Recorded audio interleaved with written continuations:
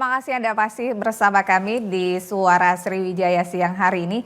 Hemodialisis atau hemodialisis ya ampun maaf. Atau cuci darah masih menjadi tema kita di siang hari ini pemirsa. Untuk Anda yang mungkin ingin berbagi pengalaman atau juga ingin bertanya-tanya langsung bersama dengan Dr.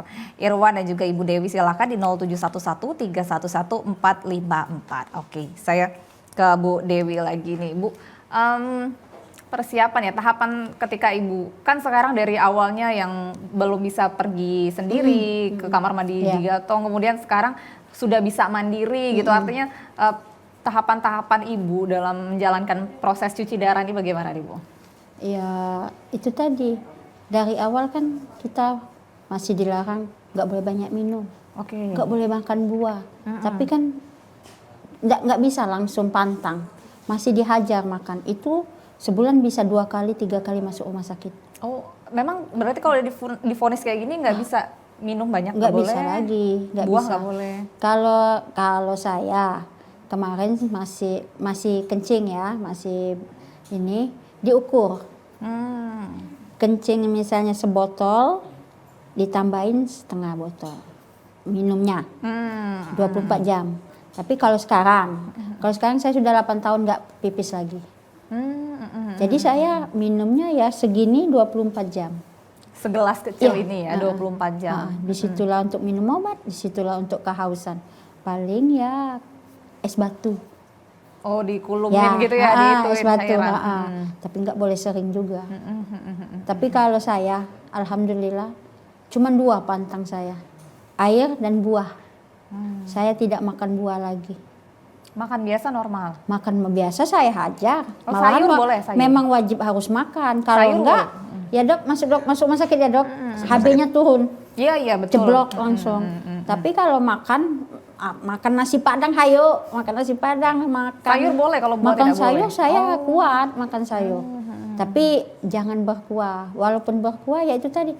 Kalau sayurnya berkuah jangan minum. Kalau bisa sayurnya dikukus. Kayak gitu. Ya makan kalau makan nggak ada pantang. Oh nasi padang jadi nasi boleh ya? Nasi padang makan tapi nggak tiap hari. Oh iya betul. Tetap semuanya tuh diatur. Betul. Jangan berlebihan. Tapi kalau buah saya nggak lagi. Karena saya mungkin ada yang bisa dok makan buah ya dok ya. Tapi kalau saya nggak bisa. Tapi saya kalau makan buah otomatis saya sesak. Oh gitu. Oksigen pasang. Kalau yang namanya tabung oksigen tuh wajib ada kalau pasien HD di rumah. Kalau udah nggak tahan UGD. Jadi kalau sesak pasang oksigen gitu oksigen ya? Di rumah. Tapi kalau sudah di rumah nggak bisa lagi, pergi ke UGD. Itu apa obatnya, yang menyebabkan maksudnya sesak itu, apa ya faktor pemicunya itu? Makan buah tadi. Itu buah itu kalau nggak salah kaliumnya tinggi ya dok. Pasien HD itu nggak boleh kalium tinggi ya dok Nah itu. Jadi ya kalau sesak pasang oksigen, kalau nggak tertangani di rumah ke UGD. Satu-satunya jalan menghilangkan sesak itu dengan cuci darah. Itu makanya dijaga benar, nggak enak sesak. Benar-benar nggak enak namanya sesak. Jadi ya daripada kayak saya juga mikirnya kayak gini. Oh kemarin waktu sehat saya sudah makan buah. Sekarang ya sudah saya mau sehat karena saya sakit. Nggak usah lagi dimakan. Betul. Kayak gitu aja. Dipatuhi aja Dipatuhin, semuanya ya. Karena masih ingin panjang umur. Amin. Karena masih pengen lihat anak-anak. Betul. Anak-anak kan kalau bisa lihat anak sukses. Amin, yang ditunggu. Makanya ya sudah mengalah. Jangan. Oh anak Bu ya ini ada ya? Itu anak ada yang kedua. anak bujang. Siapa ini namanya? Anak-anak asuh saya semua. Luar biasa. Ya saya juga ada kegiatan. Saya kan walaupun saya cuci darah, kalau nggak cuci darah lagi, saya pergi mengawal anak-anak ini. Saya ikutan klub basket namanya Tiger Speed kan. Jadi anak saya masuk situ. Jadi anak-anak ini di klub Tiger Speed ini atlet-atlet Kabupaten Banyuasin. Masya Allah luar biasa. Jadi kalau mereka lagi tanding di luar kota, saya ikut. Tapi harus cuci darah dulu. Tetap harus berkegiatan. Kalau misalnya di waktunya jadwal cuci darah saya ada di suatu daerah, saya cuci darah di daerah itu. Namanya traveling ya dok ya. Traveling ya dok. Tinggal bawa surat, nggak ada yang nggak mungkin. Bisa semua. Apa yang dikerjakan oleh orang sehat, kita bisa. Asal itu tadi HD-nya, namanya HD kalau cuci darah tuh. Oke, HD. Nah, kalau HD-nya harus nggak boleh bolong-bolong. Selasa Harus sesuai Jumat dengan ya jadwal. kayak saya Selasa Jumat pagi. Selasa Jumat pagi harus sudah stay di rumah sakit. Nggak Cuci boleh darah. telat-telat ya? Nggak boleh. Kalau ada namanya pasien baru, nggak mau lah, seminggu sekali aja dok. Mau jalanin, dampaknya Sesek lah gawat. gitu ya bisa. Sesak, bengkak, ujung-ujungnya apa? Nanti uriumnya naik ke otak ya dok ya. Nah, jadi masuk UGD, ujung-ujungnya nanti ICU. Kayak gitu Mbak Nada. Oke, HB-nya harus stabil HB, ya. HB itu paling tinggi diterima kalau lagi HD, boleh HD. Berapa? Kalau HB-nya tuh 7, itu pun sudah wanti-wanti harus cari darah. Harus iya ya. Harus cari Jadi darah. 7 ya. 7 masih boleh HD tapi dengan banyak ini ya, Dok ya. Apa namanya tuh? Jangan putar apa namanya? Kibi di mesin itu harus rendah, nggak boleh di atas 250. Oke. Baik. Saya ke Dokter Irwan. Dok, ini persiapan apa yang diperlukan ini ya sebenarnya sebelum cuci darah? Sebenarnya sudah mendengar pengalaman Bu Dewi tadi. Jadi sewaktu pasien sudah divonis itu menderita penyakit ginjal kronis terminal stadium 4 atau stadium 5, kita edukasi pasien untuk persiapan cuci darah. Jadi adapun persiapan cuci darah itu baik dari laboratorisnya, darah rutin, urium kreatinin, elektrolitnya natrium kalium, seperti juga untuk persiapan ke alat, kita harus periksa juga untuk hepatitisnya, BSAG, anti HCV dan anti HIV. Yang penting juga aksesnya, akses kita untuk pasien berhubungan ke alat. Jadi kalau fasenya fase akut dan pasien perlu cuci darah situ atau segera, kita pasang namanya kateter dobulumen. Di mana tuh dok? Kateter dobulumen itu dipasang biasanya di vena jugularis, di leher. Dulu mungkin Ibu Dewi sudah mengalaminya. Pernah juga ya Bu? Ya. Jadi kateter dobulumen ini ada 2 yang kita kenal, yang sementara atau short term atau yang permanen. Bukan permanen, yang long term di bawah kulit, yang ada kayak orang di bawah kulit itu. Itu untuk sementara. Nanti ada yang permanen namanya avesan, arteri vena shunt. Jadi antara arteri dan vena itu digabungkan menjadi satu dengan teknik operasi, biasanya kita kenal dengan teknik Simino. Nah, seperti Bu Dewi ini mungkin bisa di kameranya ya. Bisa di zoom ya. Iya, di tangan Bu Dewi. Di tangan Bu Dewi ini ya. Ini mempermudah untuk kita akses menusukkan jarum alat hemodialisisnya. Ini Bu Dewi ini sudah pengalaman banget nih, dari bawah ke atas ini. Oh, ini udah dibuat permanen seperti udah ini dibuat ya? permanen, Ini jadi dia permanen 2 kali. sini. 2 kali perbaikan. Udah 2 kali perbaikan. Oke. Jadi ini dibedah dulu gitu ya dok ya? Iya. Jadi yang paling penting juga aksesnya, akses untuk melakukan cuci darah. Kalau tadi kita kenal kateter dobulumen itu sementara, yang ini permanen. Namanya avesan, tekniknya Simino, biasa orang awam nyebutnya operasi Simino. Mungkin itu. Oh, jadi inilah yang digunakan, maksudnya caranya gitu ya dokter ya? Cara yang dilakukan pada saat kita mau cuci darah itu menggunakan aksesnya itu. Itu gimana menentukannya dok? Pasien memilihkah atau disarankan bagaimana? Jadi inilah yang paling penting itu kontrol ya. Kontrol pasien mulai dari dia penyakit ginjal kronis stadium 1. Ini kan penyakit ginjal kronis ini kan tidak mungkin mundur. Dia akan maju. Namanya kronik progresif. Yang kita harapkan dengan kontrol itu memperlambat sampai pasien jatuh ke hemodialisis atau cuci darah tersebut. Nah, mulai menginjak stadium 4, kalau bisa sih nggak usah pakai CDL lagi ya, nggak usah pakai kateter dobulumen lagi, langsung di situ avesan aja, ini yang permanen. Jadi mulai stadium 4 sudah kita edukasi pasien. Pak, Bu, ini Bapak Ibu ini sudah menderita penyakit ginjal kronis yang kemungkinan ini kan kronik progresif akan jatuh ke hemodialisis. Kalau mau kita persiapan untuk pemasangan operasi avesan atau operasi Simino untuk menghindari ini pemasangan CDL, karena setiap tindakan itu ada resiko ya. Jadi pasien mulai stadium 4 itu ditawarkan. Jadi pasien juga boleh memilih. Tapi itu tadi Mbak Nanda, kadang-kadang pasien juga datang ke kita sudah stadium terminal. Sudah dalam kondisi akut, sudah kondisi gawat. Kenapa ya dok ya bisa hebat. seperti itu? Apa tidak sadarkah Nah, ada itu? Gitu? Kadang tuh pasien paling banyak itu tidak mengetahui bahwa dia itu, saya ini cuma darah tinggi, saya ini cuma kencing manis, tanpa pemeriksaan rutin ke dokter. Kalau itulah pentingnya kontrol rutin ya. Nanti kan diperiksa semua labornya. Kalau pasien sudah mengarah ke gagal ginjal kan pasti dokter juga kan mewanti-wanti ini akan jatuh kayaknya. Nah, pada pasien-pasien tersebut tidak menyadari atau satu lagi, uang kita ini pengen lemak tulah. Kalau pacak jangan cuci darah dok. Kalau pacak jangan cuci darah, tapi tidak galak kontrol pulo. Iya. Bahasa Palembang. Iya benar. Ketemu Palembang asli nyimas. Iya nyimas.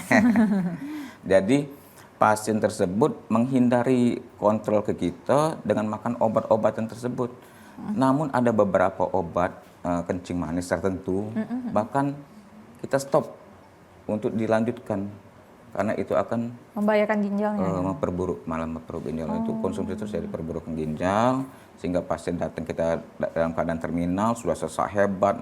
Makanya kita untuk segera itu kita pasang kateter double lumen. Nah, kateter double lumen tidak bisa pilih memilih pasien. Ya. Terpaksa Karena harus segera. Kalau mulai stadium 4 kita bisa tawarkan dulu ini untuk menghindari pemasangan CDL. Oke. Jadi iya sih, kalau ini harus cepat ya tadi harus cepat kalau yang itu ya, karena kata dokter biasanya pasien itu datang sudah dalam keadaan kronis yang memang harus segera mewajibkan segera cuci darah gitu ya. Oke. Kalau Bu Dewi sendiri berarti sempat merasakan juga yang di ini ya, yang di awal sebelum Ibu yang di tangan ini? Enggak. Oh enggak juga? Oh, dulu enggak tahu ya, tapi 2009 itu kayaknya belum ada CDL dok. Belum ada. Jadi saya belum pernah ngerasain. Oh, oke. Saya langsung, kalau dulu femoral namanya. Jadi di sini satu jarum, satunya lagi di sini. Tahu ya di sana ya. Jadi satu jarum nancap di sini, satu di sini. Itu selama setahun 2 bulan saya pakai. Tapi bahaya. Karena kalau femoral itu setahu saya bisa bikin lumpuh ya dok, kaki. Jadi urat tuh putus kan. Ditusuk. Jadi nggak boleh bergerak selama 5 jam. Jadi 2011 saya pasang Avesan ini. Nah, dari 2018 ada masalah dikit, saya perbaikin. Tapi tetap di sini. Kayak gitu Mbak Nada. Oke. Begini, apa ya Bu? Mungkin pemirsa TVRI Sumatera Selatan mungkin disuruh atau dianjurkan seperti kata dokter sudah mulai 4 terus disarankan untuk operasi gitu. Yang Ibu rasakan sendiri karena Ibu berpengalaman sekali menjalankan proses cuci darah ini gitu ya. Apa yang dirasakan, kemudian dampaknya sendiri gitu gimana Ibu? Ya kalau dirasakan sih dari divonis sampai sekarang menuju sehat. Nggak sakit nggak selama proses enggak, atau gimana? Nah enggak, gitu tuh kita edukasi. Jadi datang pagi kita ke ruang HD, persiapan alat-alat sudah disiapin semua oleh susternya kan, perawat HD. Kita sudah langsung tidur di bed, nanti susternya udah siap semua, jarum semua. Jadi tinggal tusuk. Ditusuk pun itu mungkin karena saya sudah kebal, jadi nggak ada rasa. Selama 5 jam itu ya makan, minum, main HP, bisa TikTokan, bisa nyanyi, bisa gerak lagi ya, bisa. Tapi kalau di tangan ya, nah di CDL pun bisa di sini. Tapi kalau femoral nggak bisa bergerak. 5 jam ya kayak gini. Bisa ngobrol-ngobrol ya sama Besti di sebelah ya. Iya, kalau pakai Avesan ini bisa ngobrol sama Besti, sama suster, sama dokter. Makan saya bisa, tapi ini jangan ditekuk ya. Jadi tangan kiri. Jadi sekarang kalau makan lagi HD ya tangan kiri. Ngobrol, main TikTok. Iya, ada teman saya PNS. Dia kerja laptop. Kerja. Ada Pak dokter yang cuci darah, ada Pak Kombes dari Bayangkara kalau dulu. Pak Kombes, polisi. Sambil kerja beliau. Dulu tapi dia CDL. Kalau CDL kan dia bisa main. Kalau misalnya dia Simino dia sebelah kiri, berarti tangan kanan bisa bermain. Iya, enggak menghalangin apapun kalau lagi HD itu. Ibarat kalau kami sekarang ini piknik Oh, oke. Seminggu 2 kali. Reuni lah ketemu teman-teman gitu ya. Tukar makanan, datang. Bawa apa kalian Besti? Tukar makan sama dokter, sama suster. Jadi kekeluargaan keluarga. ya. Jadi nggak ada lagi yang ditakutin Setelah lah. HD cuci darah. malah segar atau lebih ini? Oh, nambah segar. Kalau misalnya sudah selesai HD, mau diajak naik gunung pun aja bisa lah. Oke. Tapi kalau misalnya besok mau HD, harinya harus istirahat. Oke. Karena udah nggak fit kan. Kayak gitu aja. Selama dijalani. 14 tahun ada perubahan nggak nih Bu Dewi? Ada perubahan dalam tubuh atau Ada, apa? pasti, apa tuh? Apa pasti tuh? dong. Saya sehat 164 tinggi badan saya. Sekarang mau masuk jalan 14 tahun ya. Tinggi badan saya tinggal 142. Oh, oke. Mungkin dokter yang bisa Iya, menjawabnya kita kenapa konfirmasi ya. itu ya. Ah. Saya juga kalau saya sering konsul ya, kalsium kamu Wi, pasti kamu jarang minum CaCO3. Ya memang kebanyakan pasien cuci darah tuh paling males yang namanya minum CaCO3 padahal Kenapa itu tuh, wajib Dok? loh. Kenapa itu? Obatnya itu nggak enak memang. Oh, Rasanya oke. tuh kayak pasir-pasir kayak gitu. Tapi itu wajib karena untuk tulang. Untuk tulang itu. Mungkin nanti dokter lah yang bisa menjawabnya. Oke, kita konfirmasi ke dokter. Jadi dari 14 ke 164 ya ke 1. 142. Berat badan sebelum sakit 83, sekarang 39. Kulit berubah, putih jadi hitam. Oh, oke. Ya serius. Walaupun umur kita masih muda, kulit keriput, hitam keriput. Yang pasti ciri khas orang pasien cuci darah itu mata, agak sembab di kantong mata. Iya. Oh, Pasti. oke. Itu perubahan Ya, fisik itu yang semua terasa itu. ya. Perubahan fisik. Tapi kalau yang lain nggak ada. Itu aja. Kenapa tuh Dokter Irwan perubahan-perubahan ini? Sebelumnya saya ucapkan terima kasih sama Ibu Dewi ini. Waktu saya ngambil sekolah konsultan, Ibu Dewi ini itulah kata guru saya, pasien adalah guru. Betul. Beliau banyak saya belajar dari beliau. Waktu itu sudah pasien ya Bu ya. Jadi pada pasien-pasien yang mengalami penurunan tinggi badan seperti gejala yang Ibu Dewi keluhkan tadi, ada namanya komplikasi dari penyakit ginjal kronis, itu ada namanya penyakit ginjal kronis dengan gangguan mineral dan tulang. Jadi kondisi gagal ginjal itu sendiri bukan, organ ginjal kan berfungsi sebagai filtrasi dan ekskresi untuk mengeluarkan urin dan menyaring racun. Salah satu juga untuk mengatur dari elektrolit dan mineral, terutama kalsium. Kalsium ini dipengaruhi juga, itu kompleks itu prosesnya, dipengaruhi juga dengan hormon paratiroid yang menyebabkan absorpsi atau penyerapan kalsium di usus menurun, sehingga kalsium di darah itu berkurang. Hal ini akan direspon oleh tulang sebagai produsen kalsium yang paling banyak. Jadi kalsium di tulang itu dirombak untuk mencukupi kalsium yang ada di darah. Dengan merombak terus kalsium terjadi osteomalasia dan berakhir dengan osteoporosis. Jadi mungkin dengan pemeriksaan lebih lanjut berupa BMD atau bone marrow density itu akan kelihatan progresivitas dari penurunan kompaksitas dari tulang tersebut. Jadi pada orang-orang itu jadi agak memendek ukuran tinggi badannya. Oh, berarti maksudnya tuh dampaknya kepada fisik tuh bisa ke situ ya, Dok ya? Atau ada juga yang lain juga bisa ada juga? Iya, banyak ya. Oh, oke, Jadi baik. tulangnya rapuh, Iya. mudah patah. Berapa kali patah. Oh, oke. Ya, karena tadi kalsium jadi selain dari cuci darah juga ditambah dengan suplemen seperti yang Ibu Dewi tambahkan tadi, seperti kalsium karbonat. Untuk memperkuat itu Untuk ya. kalsiumnya untuk menambahkan suplemen kalsium di tubuh, karbonatnya untuk mengikat fosfat. Di mana fosfat itu akan berlebih pada pasien ginjal kronis, itu berupa racun juga, harus dibuang. Oke, baik. Kita akan break dulu lagi nih dokter dan juga Bu Dewi. Semakin menarik perbincangan kita pemirsa. Anda dapat bergabung bersama kami di 0711131144. Tetaplah bersama kami.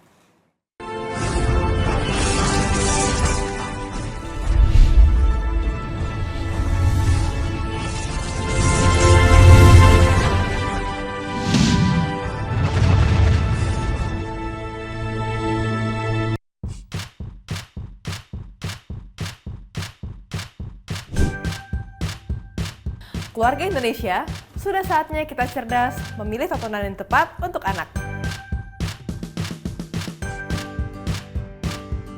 Karena tontonan yang ramah anak sangat penting untuk membentuk karakter dan tumbuh kembang anak. TVRI menghadirkan program-program tayangan yang edukatif dan aman untuk buah hati kita.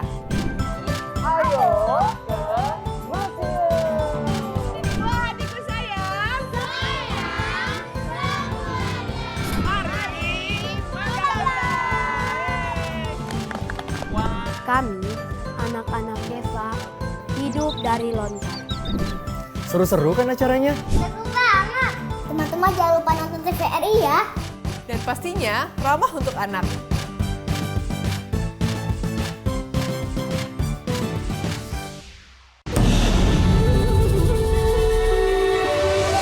Ribuan suku dan bahasa, warna-warni budaya. Ajarkan kita bijaksana, menjaga Indonesia kaya. Ayo benar kita bersyukur, rakyat terus bersatu padu. Pemerintah yang adil dan jujur, pimpin negaraku maju. Ayo mama, jangan mama rabeta. Dia cuma pegang peta. Ayo mama, jangan mama rabeta. Lah orang muda punya biasa. Sing bermari kami berjoget semai kota biru manis bangkan jua-jua, bangkan jua-jua.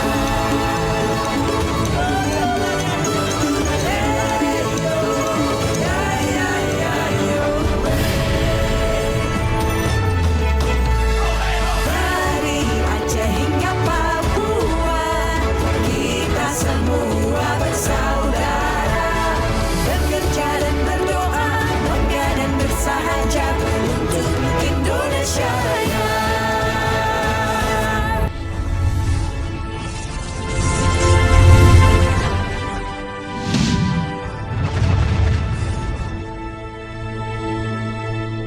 Terima kasih Anda masih bersama kami di Suara Sriwijaya. Siang hari ini pemirsa, hemodialisis atau cuci darah masih menjadi tema kita di siang ini. Dan Anda dapat bergabung bersama kami di 0711311454 bersama dengan Dr. Irwan dan juga Ibu Dewi. Oke.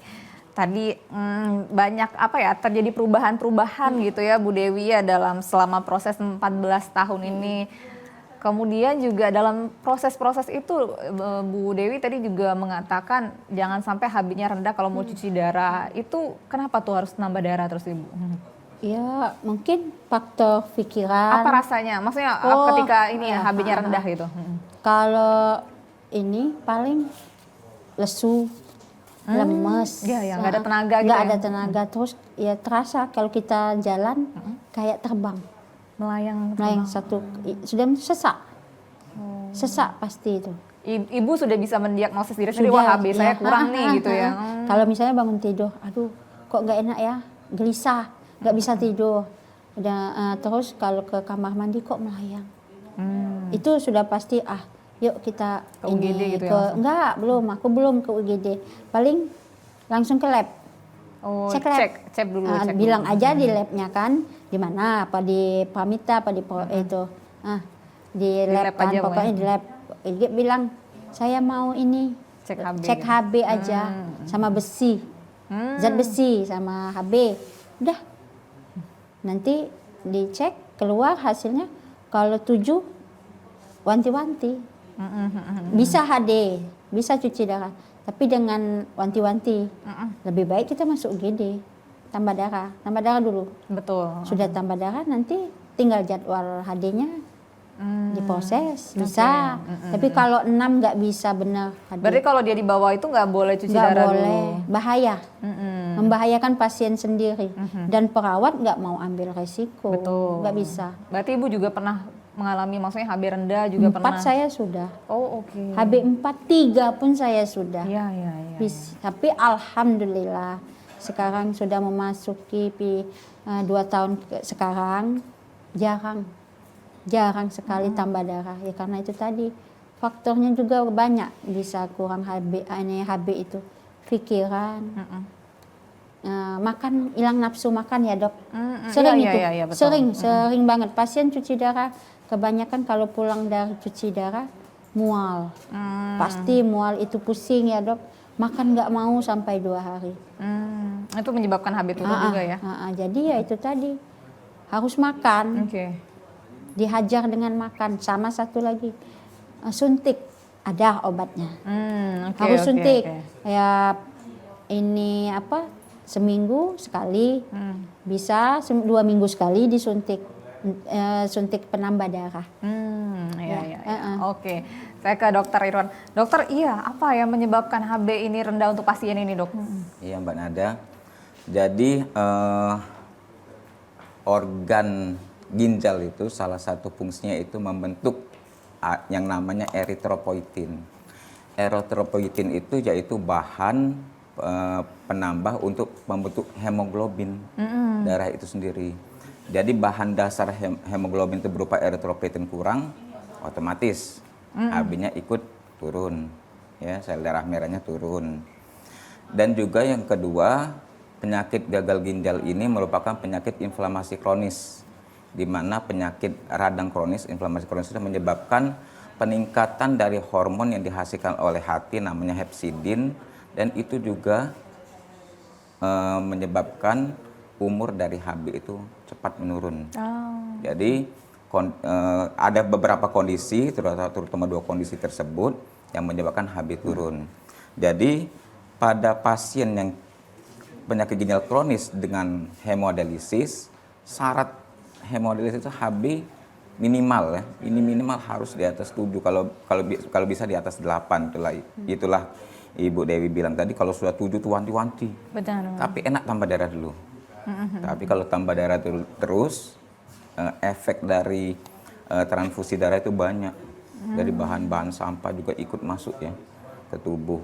Yang paling tepat yaitu kita tambahkan suplemen eritropoietin yang dimana pada pasien tersebut kurang. Itu kadang di masyarakat umum atau di pasien gagal ginjal itu disebut suntik tambah darah. Sebenarnya itu suntikan yang mengandung eritropoietin. Jadi ada perhitungan khusus untuk syarat mendapatkan eritropoietin. Salah satunya besinya harus cukup. Oh, oke. Ya, jadi diperiksa HB, besi seperti Ibu Dewi katakan tadi, di mana besi itu mengikat eritropoietin untuk dibawa ke seluruh tubuh, ya. Jadi sehingga organ-organ terutama tulang, hati, ginjal yang berfungsi membentuk sel darah merah tersebut kembali baik. Jadi syarat untuk suntik tambah darah tadi, suntik eritropoietin ada syarat juga. HB-nya sekitar 8 sampai 10. Tidak boleh terlalu Kurang tinggi, dari 11 12 enggak boleh, karena akan menyebabkan terjadinya pengentalan darah. Yang kedua yaitu tekanan darah. Tekanan darah juga tidak terlalu tinggi. Ya, kalau tinggi juga akan menyebabkan takutnya jatuh ke komplikasi lebih lanjut. Jadi ini pertanyaan awam juga istilahnya. Jadi darah itu tuh mengalirnya kemana ini, Dok, istilahnya? Kalau misalnya harus tambah darah lagi gitu, Dok. Jadi bukan mengalirnya kemana. Iya. Pabriknya. Oh, oke. Pabriknya Ya, yang terganggu. Jadi bukan darahnya terbuang, bukan. Iya, Jadi pabriknya, di mana salah satu bahan pembentuk darah tadi namanya eritropoietin tadi. Oke. Proses dari inflamasi kronis ya, itu menyebabkan juga penggunaan dari darah akan berlebihan. Jadi ada 2. Pabriknya yang menurun atau penggunaannya yang berlebihan. Membutuhkan banyak gitu membutuhkan ya. banyak HB. Jadi membutuhkan banyak sel darah merah. Jadi HB-nya ikut turun. Jadi itu tadi perlu suplemen dari luar. Betul. Ya. Dan itu tadi kata Bu Dewi yang dirasakan ya, lemes sampai nggak ada tenaga sama sekali. Melayang gitu ya. Sesak. Nah ya itu sesak juga. Tapi setelah tambah darah tuh sudah kembali normal lagi. Kembali normal, sehat. Dok, kalau misalnya kan HB-nya tuh lagi rendah, otomatis jadwal cuci darahnya tuh berganti lagi nih, Dok, atau gimana nih jadinya? Ya. Jadi setiap kita melakukan tindakan harus memenuhi syarat karena kita punya prinsip do no harm. Melakukan sesuatu jangan memperburuk kondisi pasien. Jadi kalau pasiennya tidak memerlukan tindakan segera, misalnya pasien dalam kondisi tidak sesak, cuma HB-nya aja yang turun, sebaiknya diperbaiki dulu HB-nya. Ditransfusi darah sampai memenuhi syarat untuk dilakukan tindakan hemodialisis. Jadi bisa kita tunda. Jadi mungkin jadwalnya bergeser. Iya, bisa gitu ya dok ya berarti bisa. ya. Jadi syaratnya tadi itu tadi pasien dalam tidak kondisi sesak hebat atau kondisi jatuh ke gangguan kesadaran segala macam. Kalau itu mau nggak mau kita tetaplah ibaratkan kalau terapi ini pisau bermata dua ya. Iya. Mau kita HB-nya rendah, mau tambah HB dulu tapi kondisi pasien udah sesak. Jadi bisa-bisa kita. Harus dilihat yang mana dulu ya penilaian pertimbangannya tersendiri. ya. Jadi Betul. dalam menerapi pasien itu kita lihat per orang satu persatu, bukan sama semua ini. Misalnya pasien ini seperti Cek Wi tadi bilang kibinya udah pinter. Kibi yang dimaksud itu dia lebih pinter, banyak belajar saja. Kibi itu perputaran darah. Oke. Kecepatan darah masuk ke Dalam tubuh. masuk ke alat. Oh, alat. Jadi di mesin HD itu ada namanya dializer. Dializer itu itulah barang yang kita sebut pengganti ginjal yang sebesar lemari itu cuma untuk mesinnya aja, untuk mesin untuk pelacaran. Sebenarnya dializer itu ukurannya sekitar sini. Alatnya itulah ya. Di situ pengatur darah. Jadi antara darah dari pasien dengan cairan dialisat itu terjadi pertemuan sedemikian rupa sehingga cairannya darah yang mengandung toksin, mengandung berlebihan cairan itu diserap. Nanti di alatnya dikeluarkan. Oke. Ya, Oke. gitu. Baik. Jadi tadi kecepatannya, jadi kalau HB terlalu rendah, kecepatan kibi atau kibinya kita turunkan. Jangan pasien jatuh ke shock nanti ya. Karena kan beda-beda ya kondisi tubuh masing-masing Iya. pasien ya dok ya. Oke, baik. Sudah banyak sekali tapi saya pengen nanya lagi ke Bu Dewi ini ya. Tadi Bu Dewi bilang support keluarga, kemudian anak, suami dan juga itu menjadi hal yang penting nih. Ngomong-ngomong katanya Bu Dewi ini juga punya bestie-bestie yang luar biasa yang saling menguatkan. Ada Benar. komunitas gitu ya Bu Dewi? Gimana nih? Alhamdulillah. Saya punya komunitas. Komunitas pasien cuci darah Indonesia. Itu namanya. Itu seluruh. Bukan kita di Palembang aja. Seluruh Indonesia. Itu bermanfaat buat kita semua. Sebagai pasien cuci darah. Bisa menolong kita juga.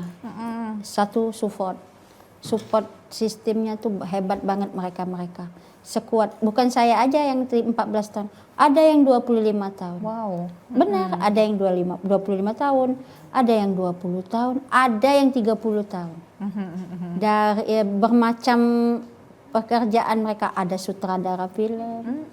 Benar, ada anggota DPR. Kadang-kadang mungkin Bu Dewi yang kita lihat sehari-hari biasa aja tapi ternyata ada maksudnya punya riwayat cuci darah juga dia seperti itu ya. Ada yang cangkok ginjal. Di dalam komunitas itu ada pasien CAPD, ada pasien cuci darah, ada juga pasien transplantasi ginjal. Jadi kami berbagi. Obrolan kita ya seputar cuci darah, saling support. Kalau ada yang drop kita semangatin. Kalau misalnya ada butuh dana atau kita support juga. Betul. Setiap bulan kita adakan pertemuan namanya Kopdar. Iya, kegiatan-kegiatan gitu ya.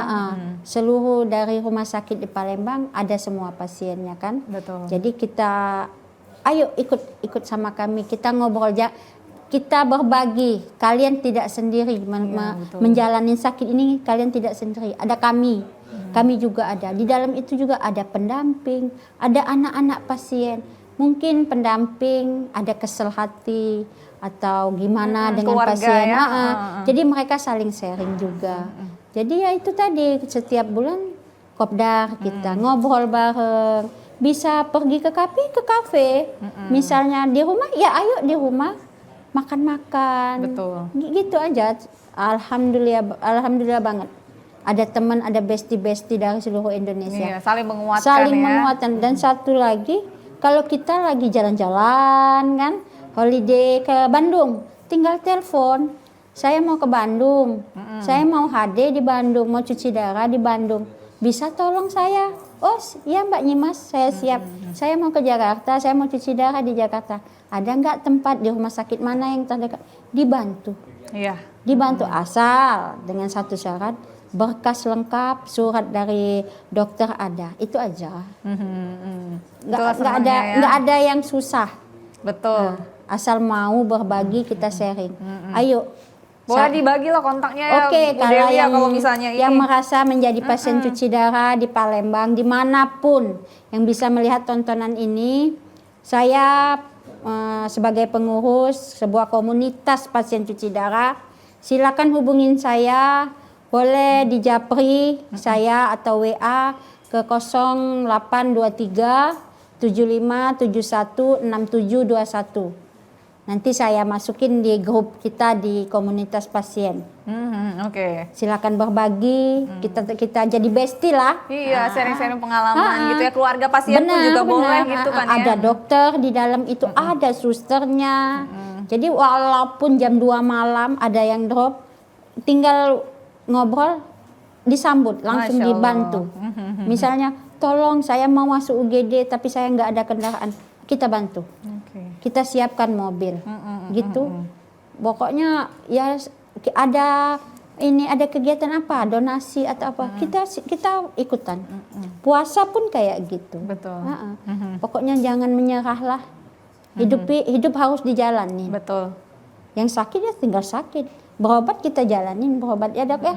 Nah, kalau kata dokter Irwan itu, Cekwi kita ini manusia kuat, manusia pilihan ya dok. Masya Allah, betul. Betul, nah ini menarik juga pemirsa untuk Anda jika pasien atau juga keluarga pasien ya Bu Dewi ya yang ingin bergabung, karena ketika dalam sebuah komunitas yang sama-sama ikut merasakan itu jiwanya akan lebih kaya ya Bu Dewi ya, akan lebih banyak support system yang luar biasa yang bisa saling berbagi. Boleh ke nomor telepon Bu Dewi tadi dihubungi di 0823 75 71 6727. Kami mengundang ya 6721. Oh 6721. Iya. Oke baik. Nah saya kontaknya baik. Nah Dokter Irwan sendiri ini ya luar biasa sekali pasien-pasiennya ya dokter ya, tentunya sudah menangani banyak sekali pasien-pasien seperti Ibu Dewi dengan ikut komunitas. Tadi begitu Dokter Irwan datang ke TVRI bertemu Bu Dewi senang sekali seperti bertemu teman lama gitu kan ya. Ada komunitas-komunitasnya juga yang saling support. Dokter sendiri bagaimana sih melihat perjuangan-perjuangan pasien? Punya pengalaman pribadi sendiri juga nggak ini melihat perjuangan-perjuangan ini? Jadi saya sangat termotivasi juga jadinya dalam kita melayani pasien-pasien cuci darah ini. Komunitasnya KPCDI ya Bu Dewi ya, itu sampai saya juga kadang diajak juga dari narasumber. Kebetulan Ibu Dewi ini aktivis di KPCDI cabang Palembang ya. Kebetulan juga ini pesan dari kita dari Pernefri Korwil Sumbaksel bahwa setiap bulan Maret, sepanjang bulan Maret ini kita akan mengadakan suatu kegiatan di mana berkaitan dengan penyakit ginjal kronis. Bukan itu aja, hipertensi juga, berkaitan dengan hemodialisis juga. Jadi mulai minggu pertama nanti kita ada kegiatan. Kemarin sudah ya di rumah sakit Pelabuhan ya. Ya rumah sakit Pelabuhan sudah tadi mulai hari Minggu. sudah mulai kita. kemarin. Kita akan ke depannya itu KPCDI sendiri, komunitas pasien itu sangat berperan. Mereka kemana-mana untuk menyemangati pasien-pasien yang sama senasib ya dengan penderita gagal ginjal yang harus cuci darah. Mereka menyemangati. Kami juga selaku Pernefri Korwil Sumbaksel sangat terbantu dengan adanya kegiatan dari komunitas yang Cekwi geluti sekarang. Itu ada medsosnya Cekwi ya. Sampai saya ikutin itu. Saya ikutin aktif. ya. Aktif ya. Saya follow. Ada Facebooknya, ada IG-nya juga. Ada IG-nya ada. Saya sangat termotivasi, terharu juga ya dengan adanya kegiatan-kegiatannya. Kita juga support kalau memang ada perlu nanti untuk kita sebagai narasumber, sebagai pembicara ya untuk kegiatan KPCDI. Kami dari Korwil Sumbaksel juga, Pernefri Sumbaksel siap untuk diundang. Oke.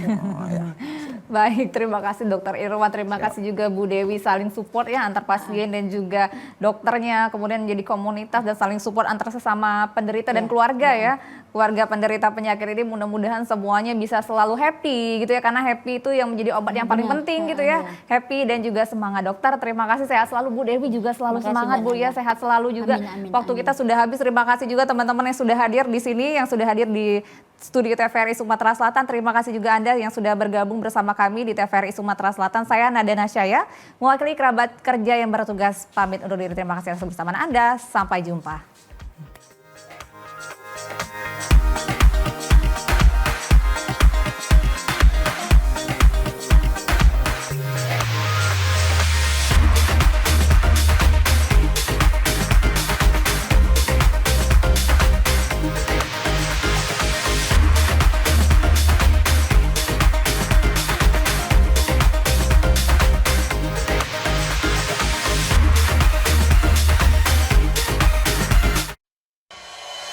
Thank